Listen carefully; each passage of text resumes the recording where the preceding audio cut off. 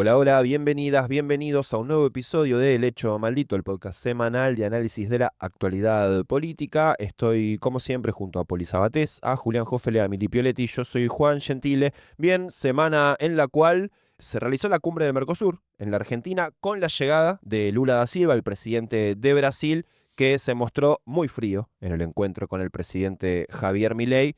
Un Milei que incluso le quiso poner un poquito de onda al saludo, pero Lula estuvo incólume en ese encuentro, que contrastó, lógicamente, con la foto que se sacó en San José 1111 junto con Cristina Fernández de Kirchner, a donde la fue a visitar. Después incluso Lula mismo se sacó unas fotos con Pérez Esquivel, el diputado Valdés, en la Embajada de Brasil con el cartel de Cristina Libre. Bueno, ese fue un hecho importante de la semana, que también tuvo otras cuestiones.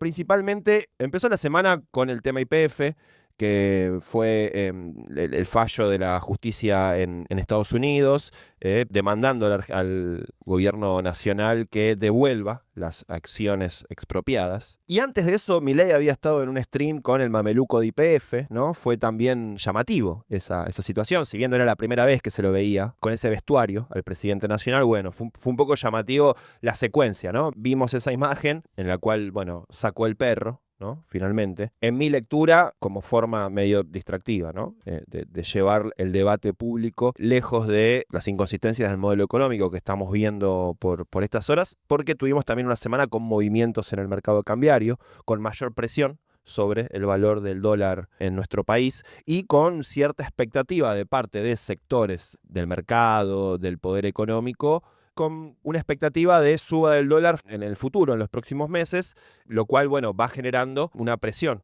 sobre la moneda estadounidense, además del fin de la cosecha, ¿no? Que también el fin de la liquidación de la cosecha, porque se terminaba la exención de retenciones, lo cual también hace que en la segunda mitad del año van a entrar menos dólares, ¿no? Porque es el principal ingreso de dólares en la Argentina. 70%, Exacto. muchísimo. Entonces eso ya está. Entra ahora en el primer semestre, en estos días, en estos meses, pero en la segunda mitad del año esa cantidad de dólares que suele proveer la cosecha, bueno, no va a estar, por lo cual va a haber menos cantidad de dólares disponibles, lo cual hace que aumente la presión. Entonces se supone que va a subir, ¿no? Va a continuar en ese sendero.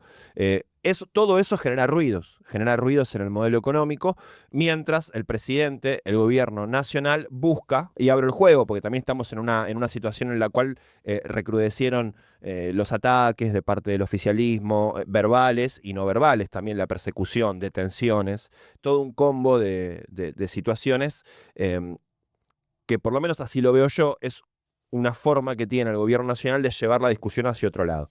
Eso no contradice que es la gravedad de determinadas situaciones que estamos viendo, ¿no?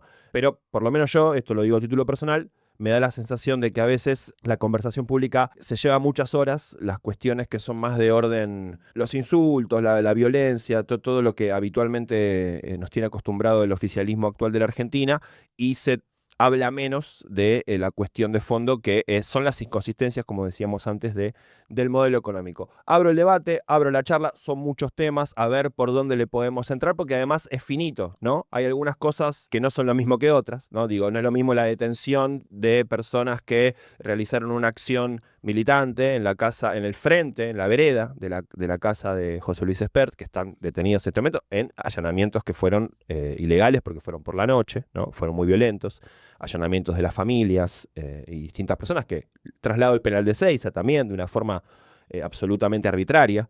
Bueno, y después hay otras cuestiones que son más del orden simbólico, que también están mal, los insultos, las agresiones, pero eso ya nos tiene acostumbrado el presidente, ¿no? Y también yo pienso que está un poco como gastado, ¿no? Cuando el presidente hace su perfo de ponerle apodos a las personas, apodos supuestamente graciosos, a mí me da la sensación de que eso ya está un poco, ¿no? Ya fue. Me parece que no genera. No estamos todos hablando de si le dijo enano soviético Kisilov, digo, en todo caso ya medio que pasa de largo.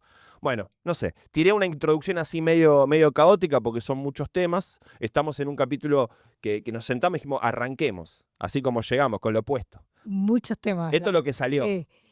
¿A vos por dónde te sale arrancar? Mira, me cuesta como ver. Yo hago un ejercicio desde que ganó Milei, que es tratar de pensar e ir chequeando con conocidos y especialistas en distintos temas. Una pregunta que es: ¿esto ya es irreversible? como las transformaciones que está haciendo, se puede volver atrás si gana otro gobierno. Y hasta ahora, no sé, sobre todo un economista que le pregunto mucho, me dice, no, bueno, está haciendo cambios bastante grosos, pero podría volverse atrás de esto, con mucha reconstrucción, y ya sabemos que reconstruir es muchísimo más fácil muchísimo más difícil que destruir, pero hasta ahora venía como con esa tónica. Empiezo a pensar que algunas cosas están cambiando como más estructuralmente, y eso es lo que me preocupa. ¿Cómo qué? Bueno, YPF, si llegara, el gobierno va a apelar y todo eso, pero obviamente el otro día jodía con mis compañeros de la maestría en economía política y decíamos tenemos que hacer todas las materias de nuevo. Básicamente hay que repensar como toda la matriz productiva del país de nuevo, la proyección futura, o la proyección que hay o que había de la Argentina en los próximos 15 años de nuevo, la restricción externa de nuevo, todo básicamente. Ponele que YPF no termine sucediendo lo que falló la justicia. Que haya un país con menos libertad de expresión o con menos libertad, con lo que vos decías, denuncias penales a periodistas, detenciones a militantes, la principal líder de la oposición proscripta, es algo bastante estructural, no sé si irreversible, pero sí estructural en el sentido de cómo estructura a la militancia política o a la disidencia de acá a los próximos años. En ese sentido, como pienso o directamente, por ejemplo, esta semana te sumo un tema a los muchos que ya tiraste, una resolución que elimina el régimen de residencias nacionales en los hospitales. Bueno, eso es algo que cambia la matriz de la educación pública. O el decreto que elimina los institutos de fomento, por ejemplo, el teatro. Abro para decir cómo operan todos los planos. Sin el Instituto Nacional de Teatro, por ejemplo, no hay más fomento a la actividad cultural en esa área. Son cosas que empiezan a cambiar estructuralmente y que sí me llevan a pensar, no sé si en la irreversibilidad así tan profundo, pero sí en la huella profundísima que está dejando el gobierno y en lo mucho más difícil que se va a hacer pensar una reconstrucción, ¿se entiende? Sí, se entiende. Voy a tratar de ir subiéndome a alguna de las discusiones que plantearon. La semana que viene, el miércoles 9 de julio, finaliza el plazo que tenía el gobierno de delegación de facultades, con el cual viene sacando decretos en forma permanente, no los decretos de necesidad de urgencia, que los va a seguir sacando cuando le plazca y eventualmente será tarea del Congreso frenarlo, sino los decretos delegados de las facultades delegadas de la ley bases. Entonces creo que esto que planteas de estos cambios estructurales, si se quiere, el gobierno llega a el fin de esa segunda etapa que fue ese crédito que se dio con la ley bases y la llegada al fin de las facultades delegadas, comienzo de campaña electoral, casi inmediatamente, ¿no? Porque va a venir muy de la mano, muy cerca del... El 9 de julio justamente es la presentación de alianzas. La presentación de alianzas, la semana siguiente el cierre de listas, o la otra no recuerdo exactamente. Por lo cual, bueno, damos por cerrada esa etapa gestión post-ley bases. Y sobre esas bases, sobre esas reglas de juego que está estableciendo el gobierno en estos días, vamos a la campaña electoral, ¿no? Y ahí vemos con qué herramientas se plantará cada una de las fuerzas políticas. Es evidente que las reglas de juego que está poniendo son muy jodidas, ¿no? La situación de la persecución nos atraviesa en forma permanente, porque además nos hace repensar todo el tiempo como bueno, ¿y ahora desde dónde nos vamos a parar? Porque decís, bueno, no tenemos que tener miedo, está bien, o sea, más allá de la discusión de el miedo no es algo que vos decís, bueno, desactivo, miedo, no lo tengo más. Pero bueno, suponemos que lo trabajamos, lo enfrentamos, lo colectivo hace que sea menor, lo masivo hace que sea más... Ahora, también tenemos que pensar cuáles son las estrategias que nos vamos a dar o qué niveles de intervenciones podemos tener frente a un gobierno que está tomando decisiones tan irracionales y que además se hace cargo de decisiones de la justicia en primera persona, ¿no? Digo, sale voceros de gobierno a decir metimos preso a... o sea, ya el nivel de complicidad es absoluta, digo, hace pensar efectivamente en las peores épocas de la Argentina en voz de ellos, ni siquiera en nuestra lectura, ¿no? Por lo cual nos obliga a ver, al menos a ver desde dónde nos vamos a parar sobre la certeza de que las reglas de juego las cambiaron. Ahí me subo a la consigna de Poli, que de hecho me acordaba, Poli, el otro día de que en algunos otros programas apenas ganó Milei decías esto, ¿no? De qué de esto es irreversible, y me lo puse a pensar yo también. Yo creo que sí hay algunas cosas que van a llevar muchísimo tiempo en la Argentina volver hacia atrás, ¿no?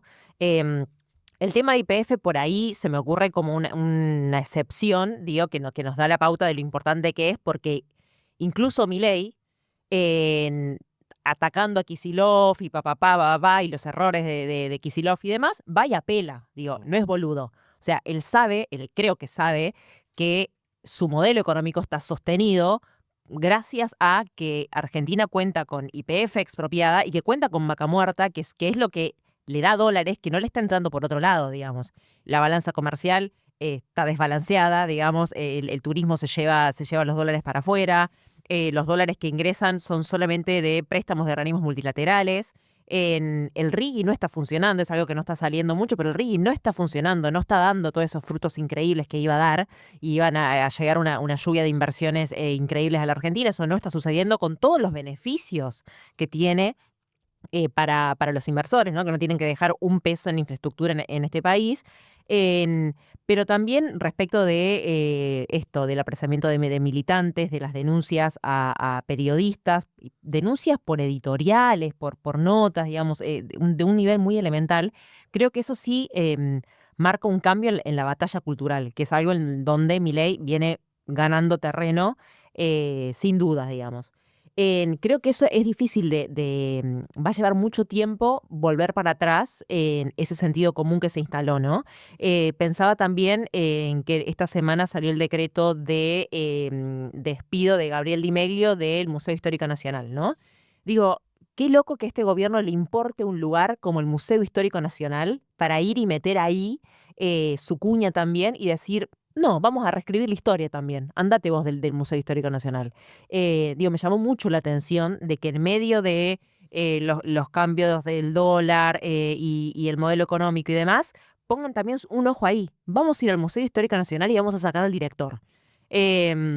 Y vamos a reescribir, digamos, la historia. Es un museo que para quienes han ido hay de todo, ¿viste? De la historia de la Argentina, la historia de las poblaciones originarias, el sable de San Martín, digo, tienen la posibilidad de borrar lo que quieran borrar de ahí. Y creo que esas cosas sí son difíciles de revertir. Se me ocurre también el apresamiento de Cristina. Si bien estamos en la campaña de Cristina Libre y demás, es dudoso que se pueda revertir, que venga un gobierno progresista que efectivamente vaya y le indulte, digamos. Hubo como una bajada de espuma, ¿no? Después de la prisión domiciliaria de Cristina, en donde estamos como habituándonos a una Argentina en donde ella está presa. Y cómo funciona eso, ¿no? Y creo que eso es difícil de revertir. El sentido común en donde hay la jefa de la oposición presa, militantes presos, periodistas denunciados y una batalla cultural de insultos permanentes que forman parte del hoy. Sí, y un modelo económico de vaciamiento, justamente, de fuga, de toma de deuda y de fuga, y de suspensión de la obra pública. Mientras te escuchaba pensaba, ahí tenemos que hacer el esfuerzo de no separar esas dos cosas, ¿no? El modelo de la batalla cultural que tiene el gobierno. Son dos caras de la misma moneda, porque muchas veces, por una cuestión también lógica, digo, estimula mucho más hablar de la batalla cultural, tiene más audiencia, llama más la atención, que hablar de cuestiones más técnicas o duras del modelo económico, que a veces incluso son más difíciles de explicar o de comprender. Pero hay que hacer el esfuerzo permanentemente de juntar esos dos campos, porque permanentemente ellos están buscando separarlos, ¿no? Están desarrollando su política destructiva de la Argentina e instalando toda una serie de temas del orden más cultural simbólico, que hacemos la aclaración, en este momento peligrosamente se está traduciendo ya en acciones concretas hacia personas y sus libertades puntuales, y sobre todo son personas que desarrollan una militancia política en un campo político específico. Pero digo, esta semana que estuvo YPF en agenda también, digo, para puntualizar también sobre distintas cuestiones del modelo del gobierno nacional. Estuvo YPF en agenda y estuvo la ola de frío en agenda, ¿no? Tuvimos temperaturas bajo cero en gran parte del país y faltó el gas. En muchos lugares, Mar del Plata, ¿no? Hubo cortes de gas preventivo. La Argentina terminó el gasoducto Néstor Kirchner en el año 2023. Fue la gran obra de infraestructura que dejó el gobierno del Frente de Todos, que tantas veces, ¿no?, criticábamos fuertemente y con razones. Pero el gobierno nacional actual, cuando asumió, suspendió todas las obras que faltaban para la distribución. las plantas compresoras, todo lo que porque todavía le faltaba una serie de obras que estaban, en realidad que estaban en marcha, que había que continuarlas. Bueno, el gobierno las decide suspender. ¿Y qué tenemos? Lo tuvimos el año pasado, ustedes probablemente se acuerdan, a esta altura del año hablábamos acá mismo de los buques con gas que tuvo que importar de urgencia el gobierno argentino, gastando un montón de guita para poder satisfacer la demanda de gas en época invernal. También tuvimos crisis energética en el verano, con las temperaturas altas por la demanda eléctrica para la refrigeración, y volvemos a tener crisis de gas en este momento. Entonces, digo, el modelo actual de la Argentina que suspende todo tipo de obra pública, bueno, termina redundando no solamente en el acceso a un bien que es primario, digo, que es la calefacción para las personas en sus casas, los lugares de trabajo, es decir, redunda en una no solamente en una depreciación de la calidad de vida, por momentos que puede llevarse vidas, porque las temperaturas bajo cero en lugares donde quizás las construcciones son precarias o los barrios populares que no tienen quizás el mejor material para enfrentar las bajas temperaturas, pero además le redunda un gasto excesivo al gobierno, a la Argentina, al Estado, a todos nosotros, porque tiene que terminar importando energía. En ese contexto aparece Milei con el mameluco, aparece el tema YPF en agenda, que lógicamente el gobierno va y lo apela, pero además porque se expropió con una ley del gobierno, del Congreso de la Nación, digo, con amplia mayoría en las dos cámaras, lo dijeron muchos legisladores esta semana. Digo, el estatuto de la vieja compañía no está por encima de una ley de un Estado soberano. Digo, Argentina, además es un fallo en primera instancia, Argentina tiene con qué dar la pelea y no va a devolverla, el 51% de las acciones, digo, no va a pasar. Pero digo, toda esta semana yo estuve pensando, obviamente mirando con mucha preocupación los ataques a periodistas, los ataques a las disidencias, a las opiniones distintas, las detenciones, por supuesto. Y al mismo tiempo, todo el tiempo estaba pensando, bueno, ¿y qué está detrás de todo esto? Además de la hazaña, ¿no? Obviamente. Y ahí me puse a pensar, bueno, a ver, el modelo, ¿no? El modelo, la matriz energética, el dólar, ¿qué está pasando? ¿Se están preparando ellos para un escenario, digamos, tuvo lo del JP Morgan, por ejemplo, la recomendación del desarme de las posiciones en pesos, ¿no? Digo, ¿se están preparando para algo más grave en ese sentido? Es una pregunta que me hago, porque, bueno, siempre el reflejo es con el macrismo, el 2018, que hubo una retirada del apoyo al mercado brusca, ¿no? Tuvimos una situación brusca. Bueno, no sé si eso va a ser de esa misma manera. Pero me parece que está en una situación más delicada el gobierno ahora, en este momento, ¿no? Tiene que enfrentar una elección legislativa, tiene que irle bien. No sé, parece que los streams donde participa Milei ya no son boom de views. Bueno, digo, esto es toda una descripción de un estado de situación que por supuesto es delicadísimo, está mucho más delicado que hace unos meses, digo, con Cristina Presa, con las persecuciones, con el escenario económico atado con alambre y que no se sabe si ese alambre se rompe en los próximos meses. Ahí, sí, perdón, no, ahí me acordé de, esto no lo digo yo, ni es que lo tengo chequeado ni demás, pero justo vi pasar un breve segmento de Infobae en donde hablaban de la posibilidad de la salida de Toto Caputo. Digo, ante un riesgo de devaluación, que bueno, básicamente va de la mano de lo que recomendó el JP Morgan, que como vos decías, Genti, es básicamente salgan de la bicicleta financiera de la Argentina porque ya no va a funcionar más. Y eso es un cambio, digo, pues, si Milei, si el gobierno de Milei, por X razón, veremos cómo lo justificarían en ese caso, permite la salida de Caputo, iniciaría una segunda etapa, en donde el trabajo sucio está hecho, que en teoría para eso llegó Toto Caputo, y vendría una segunda etapa con una Argentina, como decís, con muchísima desinversión, Sí. ¿no? En obra pública que se empieza a ver ahora, que lo empiezan a retomar los gobernadores con un proyecto de ley que entró hace muy poquito al Congreso respecto de la coparticipación de los ATN y el impuesto a los combustibles para los gobernadores de las provincias, que se están dando cuenta que no va así, digamos, o sea, no tienen un peso, pero bueno, creo que es por ese lado lo que hay que preguntarse. Toto que dijo, no te la pierdas, campeón, Sí. esta semana, ¿no? Yo ahí te pongo un matiz, Milik. No sé si hicieron ya el trabajo sucio. O sea, yo creo que Caputo sentó las bases, pero que el objetivo de ellos es más a largo plazo. Para mí la mejor definición de este gobierno la dio Pablo Roca en una nota en febrero del 24, ni bien asumía Milei, a Infobae, que dijo, este gobierno viene a cambiar de raíz la relación capital-trabajo, a invertirla, o sea, no a invertirla porque siempre fue favorable para el capital, claro, Era linda, pero bueno, como Pero desarmar sí, directamente la profundizarla, puja, claro, como que ya totalmente. no exista más eso. Para mí esa fue la mejor definición, la más concreta, una línea, y no es casual que la haya dicho Paolo Roca, ¿no? Por supuesto.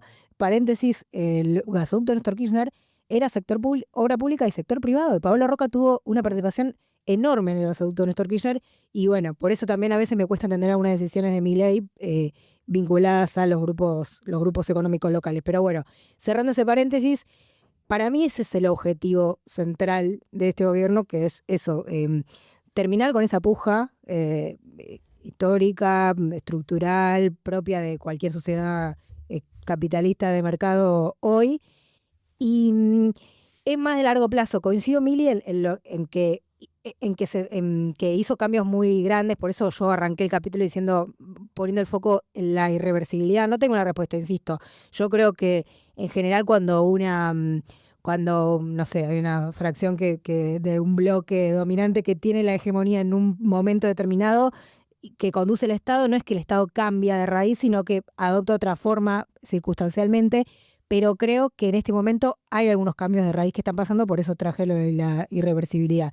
Pero por eso creo que es más que les falta avanzar en el trabajo, y por eso mi preocupación es, traigo lo de residencias del Garrahan, porque cambia a futuro el esquema de salud público. ¿Quién va a querer hacer un modelo de beca, de pasantía de residencias? Entonces, ¿cómo vamos a llenar los hospitales públicos? ¿Quién va a querer ser docente universitario si no hay presupuesto?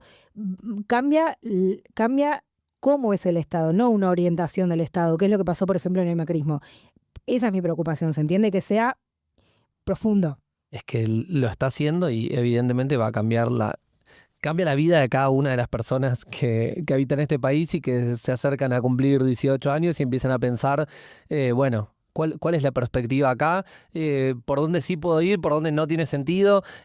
Sale la diputada vocera del presidente y dice, no estudien carreras que no sirven, o sea, médico no, dice, como, salvo que te puedan bancar tus viejos toda la vida. Entonces, bueno, listo. De por sí no es que era una de las carreras más sencillas para las clases populares de estudiar medicina, lejos de eso, pero que se profundice eso todavía más, ¿no? Como afianzar todas esas tendencias, eliminar todos los parámetros de posible igualación, ¿no? Como en el sentido también en los sindicales, romper con la representación colectiva, intentar que las discusiones se den a nivel individual, que vos negocies individualmente tus condiciones de trabajo con tu empleador. Bueno, romper ese igualador que es el sindicato.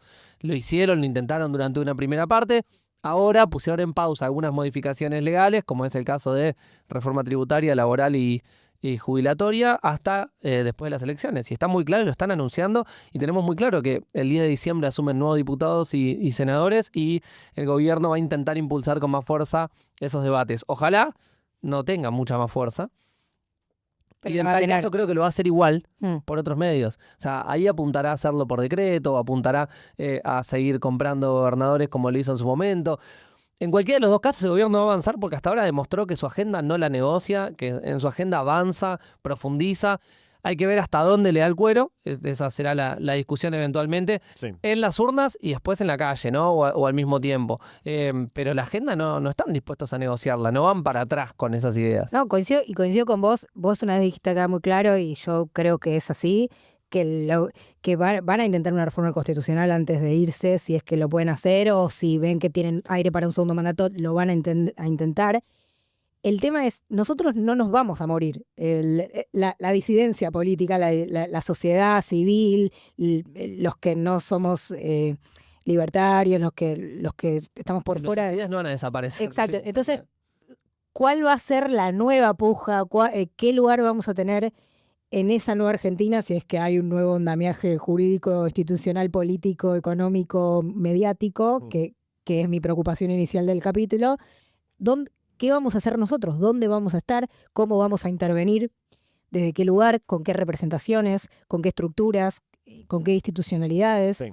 ¿Cómo vamos a convivir? Porque, insisto, nosotros estamos acá, somos muchos, pero no en el poder en casi ninguno de los ámbitos. ¿todavía no nos seguís en las redes sociales? Somos Maldito Hecho en Twitter, El Hecho Maldito OK en Instagram y en YouTube, y en Spotify, El Hecho Maldito. Ahí sumo que esto que decís de que no se van a ir del gobierno sin intentar cambiar en el papel la Constitución, porque como sabemos desde que asumió Milei, la Constitución está de hecho cambiada, ¿no? Está gobernando por decreto, está vetando leyes, empiezan a pasar cosas que lo decíamos en el capítulo anterior, desde que asumió Milei nadie sabe qué es legal y qué es ilegal en la Argentina, porque ya se puede todo. O nada. O nada. ¿Para qué lado? Según para qué lado lo mires, y creo que eso ya está pasando de hecho, y me ponía a pensar también aquellas provincias que están en sus procesos de modificación de sus propias constituciones provinciales, ¿no? Se han elegido convencionales constituyentes en las últimas elecciones de algunas provincias, y en esos convencionales constituyentes hay libertarios, digamos, o sea, lograron meterse en la discusión provincial para cambiar efectivamente las constituciones de las provincias, las cartas orgánicas o lo que sea. Y es algo que está sucediendo. Y el otro día leía también un poco de una reunión que Cristina mandó a hacer con 60 y pico de economistas para armar un programa económico para tener una propuesta, ¿no? Desde el peronismo. Y se proponían un Estado con ideas peronistas, pero herramientas de mercado, y este concepto que dice, en algún momento alguno de los nuestros tiene que poder ir a hablar el coloquio de idea o AmCham para otra cosa que no sean las regulaciones. O sea, tenemos que poder incidir en esos lugares de una manera novedosa, moderna, con otra perspectiva, digamos, que no sea solo las regulaciones, porque si no, nos están ganando ese debate también, porque dejamos de poder proponer respuestas económicas y a la vida, ¿no? Y al bienestar en el nivel en donde está la discusión, digamos, porque si no estamos respondiendo con dogmas e ideologías de un país con pleno empleo, con empleo registrado en su mayoría y demás, cuando el escenario real en el que estamos es otro, entonces no somos propuesta para nadie, digamos, ahí dejamos de ser atractivos. Estoy de acuerdo, pero creo que para que en esos lugares haya un lugar para que el peronismo se exprese o para que exprese una visión aún desde otra perspectiva, es imprescindible volver a representar mayorías populares para que haya una base de sustento que haga tener un lugar en esa mesa. Sí, básicamente. Porque si no, es una mesa en la que vos decís, nosotros también tenemos... Bueno, no hace falta, gracias. No tenés que ganar la elección para que te inviten, es así. Y más o menos. Sí. O por lo menos amenazar con que la podés ganar. Sí. Si no, es muy difícil. Sí. Me llama la atención igual, pienso en esto que están diciendo y pienso en rebobinar un poquito más atrás. Porque eso se sube sobre la idea de que el peronismo tiene una matriz como antiempresaria, antisector privado. Claro, sí. Lo pienso también como hay algunos análisis desde el mundo sindical que también se suben sobre la idea de que también es antisindical la variante del siglo XXI del peronismo, que es el kirchnerismo. Y yo la verdad es que si me remito a los hechos, por lo menos discuto esa idea. Digo, acá lo dijimos muchas veces, los balances de las empresas fueron los mejores durante los 12 años del kirchnerismo. Entonces, digo, ¿es antiempresario eso? ¿Fue antiempresario? ¿O es más una cuestión de que lo llevaban a patadas en el culo y eso no le gustaba? ¿No? Que el estilo de conducción es decirte, mira, acá mando yo, y si te gusta bien, y si no, te puteo en una cadena nacional. Digo, eso probablemente no les gustaba recibir ese tipo de trato. Y también lo pienso con muchos sectores del sindicalismo, que también, digo, si pienso en cuál fue la distribución, la participación de los trabajadores en el ingreso en ese tiempo, bueno, fue la mayor. De que nosotros tengamos registro, memoria, desde la vuelta a la democracia por lo menos, digo, 50% de participación de los trabajadores. Ministerio de Trabajo de Carlos Tomada, digo, mejor ministro de Trabajo que hubo también de la vuelta a la democracia, no paraba de firmar inscripción de sindicatos, no paraba de homologar paritarias para arriba, permanentemente. Bueno, entonces, quizás si uno va a la política concreta, bueno, no sé si se puede uno subir a la idea de, che, la verdad, deberían poder tener una actitud más flexible. Digo, igual de todas maneras entiendo de dónde viene, porque es un sentido común instalado, que el kirchnerismo, que el peronismo fue siempre antiempresario o anti-organizaciones sindicales. Digo, yo me siento la obligación de poner arriba de la mesa que después en la política concreta pasaba otra cosa, y en todo caso es una pelea por a ver quién orienta la discusión, ¿no? Una pelea en última instancia de poder. que es la que se pone arriba de la mesa. Después están las políticas concretas. Pero sí, también cuando te escuchaba, Poli, decir dónde vamos a estar nosotros, a mí me sale pensar que no van a llegar a tener la fuerza necesaria para una reforma constitucional en el sentido que ellos quieren, ¿no? Y me subo no solamente a mi deseo, sino me subo, por ejemplo, a las elecciones de Santa Fe el otro día, ¿no? O a las de Formosa, que Formosa ya sabemos que el peronismo gana con mucho margen hace mucho tiempo, pero lo de Santa Fe realmente fue una victoria importante, ¿no? Para el amplio espectro nacional popular, con la figura de Monteverde, que me parece que es una figura emergente interesante también, porque es una cara nueva, ¿no? Que traduce cierta renovación generacional también en ese sentido, pero que atrás de la figura de Monteverde, que ganó en Rosario, hubo una elección muy buena del peronismo en toda la provincia de Santa Fe, ganando en las principales ciudades de la provincia, lo cual, bueno, hay que mirarlo con cautela, pero sí con cierto entusiasmo, que aparece ahí cierto espíritu de resistencia ante la avanzada que está intentando el gobierno nacional. Nos quedó siempre, de hecho el capítulo pasado también, después terminamos de grabar y dijimos, che, vota Santa Fe el domingo, nos quedó medio al margen, pero digo, me parece importante mirarlo, ¿no?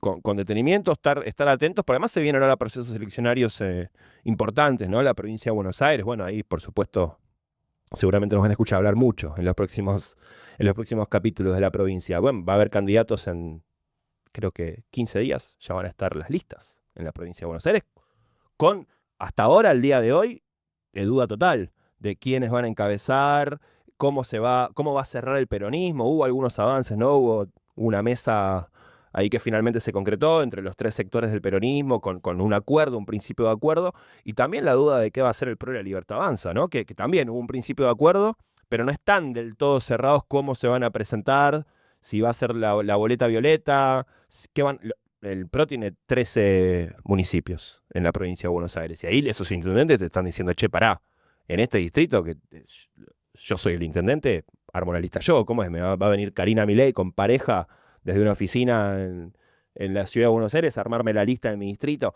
Bueno, digo, todo eso está abierto, ¿no? Bueno, lo mismo dice Axel en provincia, ¿no? Sí. Las listas tengo que armar yo. ¿En qué sentido? No, eso, yo estoy gobernando la provincia, las listas provinciales las tengo que armar yo. Hablando de Axel, Milei lo vuelve a subir, lo vuelve a subir al ring a él. Bueno, por el tema IPF es obvio, porque su nombre propio está muy vinculado a todo ese proceso y a todo ese tema, pero sí yo no dejaría de mirar que si, no sé cómo decirlo, pero si Milei lo está subiendo al ring, ¿por qué lo bajarían otros? ¿No? O sea, como... ¿Por qué lo bajarían los propios? Decís. Sí, o sea, pienso como si Milei ya lo identificó tan claramente como un enemigo, como un contendiente y como alguien a quien subir y con quien pelear. Bueno, no sé, quizás la estrategia es bajarlo del todo y ponerle otro, y cambiarle el frente y confundirlo a Milei y levantar a otra persona, pero a veces siento como que la oposición tiene más claro quién es el referente nuestro que los propios. Bueno, los representantes no los elige el enemigo, digamos, los tiene que elegir la militancia, la dirigencia, su potencia, su aura, como le dicen ahora los jóvenes. Hay un montón de cosas que hay que tener, no que te elija necesariamente el enemigo, porque el enemigo si te elige también puede ser porque sea lo que le sirve, no necesariamente porque sea el que ve más fuerte. Quizás es el que le sirve tener más fuerte, no lo sé. Se decía mucho cuando polarizaba también con Cristina, ¿no? Eso, bueno, le sirve bueno, sí, tenerla. yo creo que en ambos casos la razón por la que lo hace es porque quiere tener enfrente a kirchnerismo y con eso tiene más domado al PRO adentro, digamos. Una vez que resuelva esa secuencia, veremos también para dónde lo encamina, ¿no? A quién empieza a atender o con quién.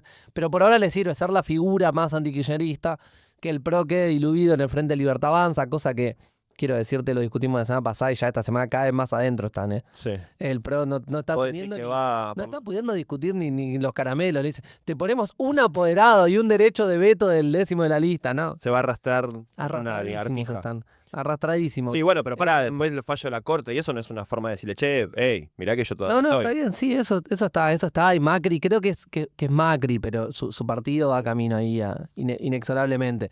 Ahora, una vez que eso se cierre, bueno, veremos cuál es la nueva estrategia que adopta. Y bueno, obviamente, igual Axel está en una encrucijada grande también porque entre tanto sigue gobernando, ¿no? Eso es como algo que tiene una particularidad, que es que tiene que tratar de mostrar gestión, tiene que tratar de subirse a los debates electorales, que en general no son muy afectos a la gestión, más cuando se va a discutir inseguridad, etcétera, y tiene que demostrar lealtad cuando su lealtad encima venía siendo cuestionada en un contexto en el cual es muy importante esa lealtad, digamos, cuando más hace falta, cuando la metieron presa a Cristina. Entonces, no sé si está pudiendo sortear con mucho éxito esa encrucijada. Creo que todavía la está evaluando de qué forma hacerlo. Igual vuelvo a lo que me respondiste recién. ¿Quién eligió a Alberto? ¿Quién eligió a Massa? ¿Quién eligió a Scioli? ¿Hasta quién eligió a Néstor? En primera instancia. A Cristina sí la eligió el pueblo. No, porque yo... ¿Cómo y quiénes? ¿Quiénes lo eligieron? No, porque vos decías igual Todos al... ellos. Vamos caso. No, pero está... Scioli, ¿quién lo eligió? Creo No, pero vos por decías... ejemplo, que más querían los gobernadores peronistas que venían con un discurso más anti-kirchnerismo desde ese lugar, digamos. También era una concesión hacia dentro del peronismo. Lo mismo Alberto Fernández, también fue una especie de...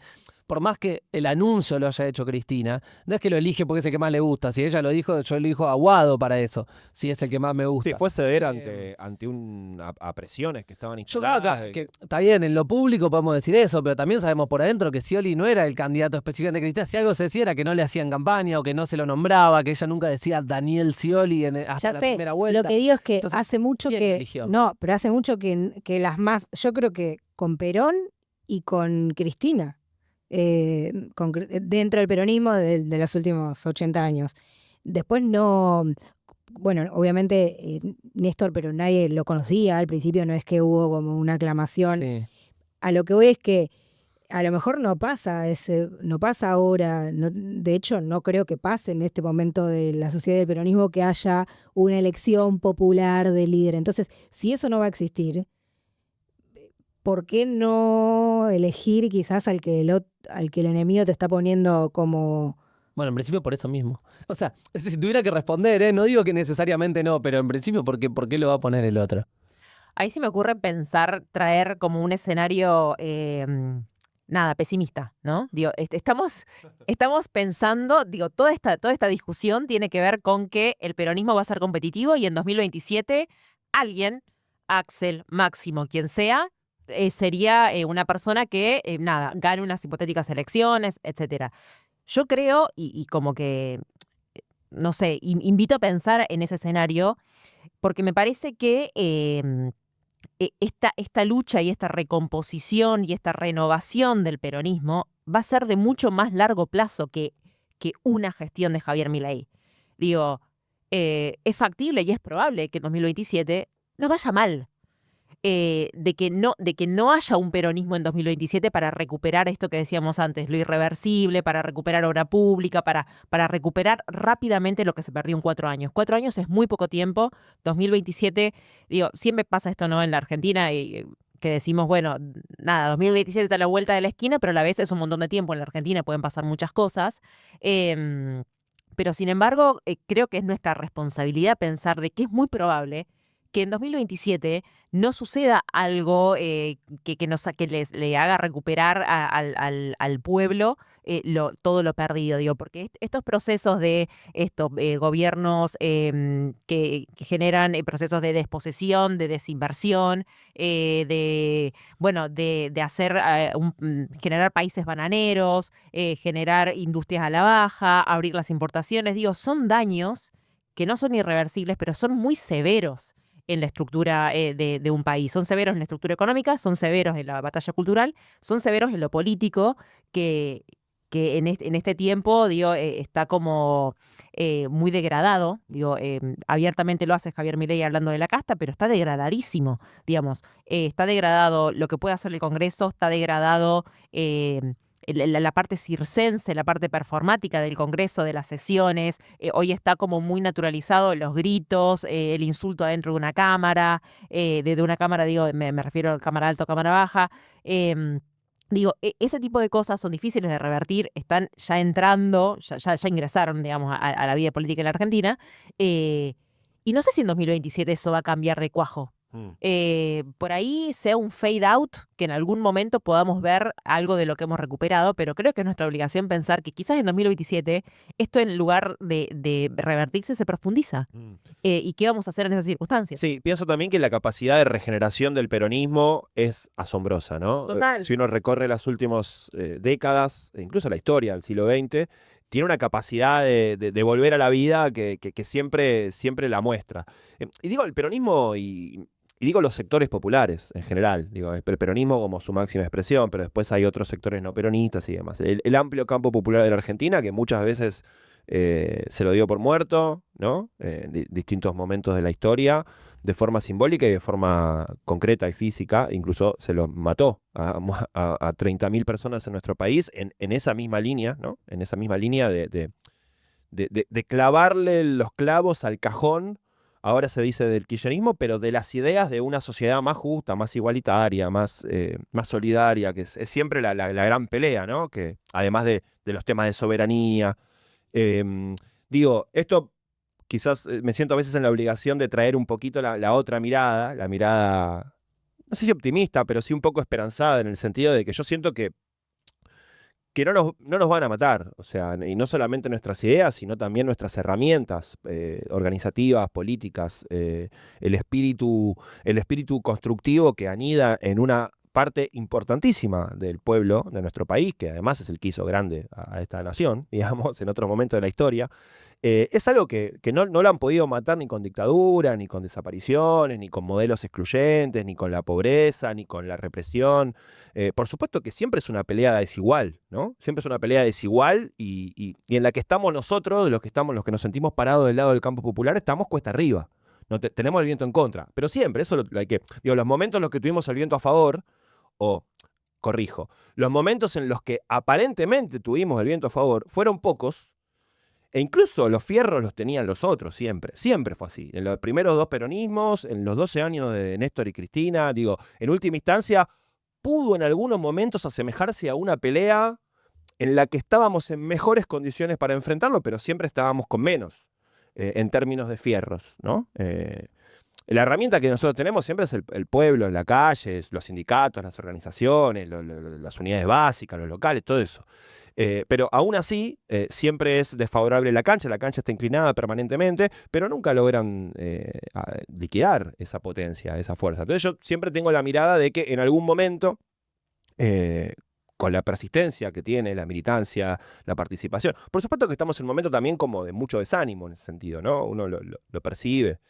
Pero, Sí, pero ahí te puedo interrumpir, sí. vuelvo a la discusión, pero insisto, no es de nombres propios. Yo no sé si No, por Axel, eso. no sé, no Son es que circunstanciales los nombres. sí, no digo ni que Axel tenga que ser el candidato, o sea, insisto, no es una cuestión personal de consideración. Creo que estoy de acuerdo en que ellos tienen los fierros, como decís vos, sobre todo, como decía Mili, los de la batalla cultural hoy. Entonces yo creo que sería inteligente usarlos, o sea, apropiarse, por ejemplo, si Milei está tuiteando todo el día de Kicillof, y eso tiene un rebote y una masividad, y lo está poniendo como lo que, Milei lo está poniendo como lo que no es él, eso es algo a utilizar para mí. Eso es algo a utilizar. Insisto, no sé si porque, no sé, después yo, no sé, no veo las nuevas canciones de Axel, todavía no sé cuáles son, tampoco me gusta esa frase ni nada, pero es tratar de ser inteligentes en cómo rearmamos, porque hay mucha gente que va a querer votar a lo que no es Milei. Y además, Kicillof tiene muchísima base electoral heredada del kirchnerismo, de Cristina, no solo por Cristina, sino porque tuvo participación directa en los gobiernos kirchneristas. Sí. De hecho, el caso YPF es una muestra. Uno diría que es la misma base electoral. Exacto. Entonces, ¿por qué no aprovechar lo propio que es lo construido, lo genuino, ese traslado de votos del kirchnerismo, y sumar a lo que Milei te está diciendo es lo contrario a mí? A eso voy. Digo, como, y vuelvo y pienso lo que me decís, Jofe, y no está bien lo que me decís de por qué te lo define el otro, pero es un momento en el que cuando sos oposición, para mí está bueno usar que el otro te defina como lo que no es el otro, ¿entendés? Me parecería inteligente que, obviamente con muchas discusiones internas, con muchas discusiones para que después no pase lo del frente de todos sobre cómo después se va a estructurar el poder si efectivamente esa elección se gana, pero tratar de utilizar, ya que ellos tienen los fierros, bueno, utilizar lo que se pueda de eso, de esa diferenciación que ellos mismos están haciendo. Si están ahogando a la provincia de Buenos Aires, bueno, vamos todos a fortalecer la provincia de Buenos Aires. Si le están diciendo, es el que, bueno, si Milei está diciendo es mi némesis, bueno, vamos con la némesis de Milei. A eso iba, en el sentido de aprovechar políticamente una oportunidad que no siempre se da, porque a veces no es claro el oponente de cuando sos gobierno. Y bueno, me parece que se podría pensar desde ahí. Bueno, ojalá la semana que viene tengamos mejores noticias, no solamente en la inmediata liberación de las compañías que están detenidas, que obviamente nos preocupa en forma permanente, sino también en el avance del cierre de las listas, la unidad en ese sentido, el pensar una estrategia común, el pensar cómo aprovechar mejor ese escenario que en tal caso plantea el presidente, porque creo que eso es algo a discutir en forma conjunta, eventualmente, cómo dar esa utilización. Y bueno, ojalá que sí, que las tengamos esas novedades, ¿no? Que creo que a todos ya nos parece que sí, es que eso va para ese lado. Necesariamente va a terminar ocurriendo. Me parece que, a ver, es lógico que en la provincia de Buenos Aires y en el peronismo en general, puntualmente en la provincia, haya una mesa de 3 actores, uno el gobernador, otro el sector de Cristina y otro el sector de Massa. Digo, eso es claro, me parece que, a ver, más allá de los tironeos y los tiros por elevación y no tan por elevación, los 3 sectores saben que esa mesa es necesaria. Digo, vos hablás con fuentes de los 3 sectores y te dicen que sí, más allá de que te tiran alguna chicana y lo que sea. Pero que son los 3 actores importantes del peronismo de la provincia de Buenos Aires, institucional y territorialmente. Después, a nivel nacional, están las fuerzas que representan los gobernadores, más, menos, que son pocos ahora. Más de una vez me lo han recordado ustedes, che, mirá que los gobernadores peronistas los contamos con una mano. Es verdad. Digo, párrafo aparte también, dato esta semana, se plantaron los gobernadores de todo el país. Por el tema, por tema fondo. En realidad, a ver, el gobierno, y esto es algo que planteaba Cristina también, algunas de las intervenciones que está haciendo por mensajes. El gobierno se para arriba de un déficit, de un equilibrio fiscal, cortándole los giros de fondos a las provincias, de la coparticipación. Entonces, digo, eso también se le está empezando a volver un problema. Y ahí ya entras en otro escenario. Si tenés a todos los gobernadores, de todos los colores políticos, poniendo al gobierno en la situación de ser el acusado de retasearle los fondos y le está diciendo a los pueblos de sus provincias, che, mirá que lo que te está pasando a vos es porque de Buenos Aires no nos mandan los fondos que nos corresponden, ahí ya tenés un quilombo. ¿Por qué? Porque además todos los diputados, y lo vimos esta semana en la Cámara de Diputados, hubo quórum. Se sentaron todos los diputados que responden a los gobernadores también, en una sesión que tenía un temario absolutamente contrario al gobierno nacional, era una sesión que el gobierno no quería. Entonces se sentaron todos los diputados y diputadas de los gobernadores y de todos los colores. Y ahí, bueno, eso también es una señal. Decirle, che, mirá que vos estás yendo hacia un escenario donde nosotros no te vamos a seguir. Si vos no nos girás los fondos, si vos no nos reactivás la obra pública. Entonces ahí también hay un problema. Cierro el paréntesis de los gobernadores. Esa mesa está ocurriendo. La mesa de la provincia de Buenos Aires está ocurriendo. Va a tener un correlato electoral, seguramente, lo vamos a ver en los próximos tiempos. Me parece que sí también hay que permanentemente pensar qué pasa por abajo también, y quizás por ahí, a veces por abajo, hay que tratar de poder diferenciar algunos tironeos que tienen que ver más con la dirigencia o con el armado de listas, que son lógicos, y quizás no subirse a todas, no reproducir todas las peleas por arriba, por abajo también, ¿no? En todo caso, por abajo tratar de reforzar las instancias de unidad. Digo, para mí el ejemplo de la ciudad de Buenos Aires, con sus particularidades que tiene la ciudad de Buenos Aires, que por supuesto no es reproducible al escenario de la provincia o nacional, pero sí hubo una unidad amplia, bastante, casi el 100% del campo popular, salvo algunas expresiones menores, estuvieron dentro de una lista que hizo una buena elección en un contexto absolutamente desfavorable. 30 puntos en la ciudad de Buenos Aires. Digo, quizás pensar en esa instancia, la de Santa Fe también, digo, ¿no? Instancias de unidad amplia, bien grande, donde se puede plantar una opción electoral que diga, che, mirá, digo, está bien, nos estamos matando, pero ¿sabés qué? En este momento vamos todos con esta boleta y te metemos 30 puntos y te decimos, mirá, Acá estamos de acuerdo, en estas 5 cosas estamos de acuerdo, digamos. En qué, más o menos qué tipo de sociedad queremos, la defensa de la soberanía, no pegar a los jubilados, digamos, sostener, no hacer el ajuste en los laburantes, los jubilados, la salud pública, bueno, todo ese tipo de ideas, bueno, en última instancia, en los momentos donde recrudece la discusión, en todo caso nos abroquelan. Vamos a ver cómo se va a dar el tono de la discusión. Por supuesto, cada semana aparecen un montón de cosas que interfieren, ¿no? en estas discusiones de fondo. Bien, no sé si nos quedó algo en el tintero, me parece que no. Si nos quedó en el tintero, ustedes nos lo pueden hacer saber en los comentarios, tanto en YouTube como en Spotify. O sea, el público nuestro es muy de Spotify. Lo acostumbramos, ¿no? Al podcast. Sí, no se mueven de ahí, está muy bien, porque gente Sí, fiel. está bien. Gente está bien. fiel. También es cierto que todavía en YouTube no llegamos a la full experience, video, imagen, pero estamos trabajando para eso. Sí. Así que pronto va a ser otra... Sí, no sin cierto debate interno, pues yo te puedo decir, a mí me encanta que nosotros estemos acá en modo, no estamos saliendo... Anonimato total. Claro. Sí. No me puse base, como hay que hacer habitualmente. Como hago todos los días. Sí. Che, cancelen la compra de la cámara. No, bueno, por supuesto que no somos negados, ¿no? Si hay que hacerlo, se hace.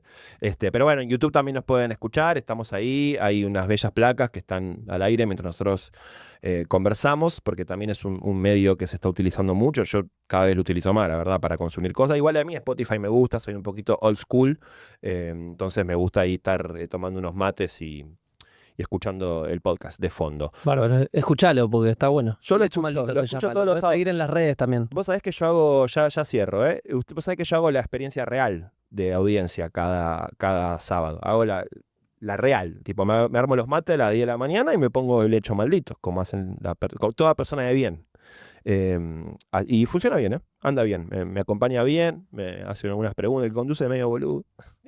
Che, bueno, gracias. Los quiero mucho a ustedes, a quienes están del otro lado. Estuvo Poli Sabatés, estuvo Julián Hoffele, estuvo Mili Peletti. Yo soy Juan Gentile, grabamos como siempre en el estudio del Sindicato de Prensa de Buenos Aires. Y vos, si estás laburando en cualquier ámbito, te puedes afiliar a tu gremio. Yo creo que es una buena idea en estos tiempos que corren, dar la discusión, participar, estar, por más que desde los sectores concentrados del poder y la cultura dominante nos digan que no sirve de una mierda, sí que sirve. Che, nos encontramos la semana que viene. Chau, chau.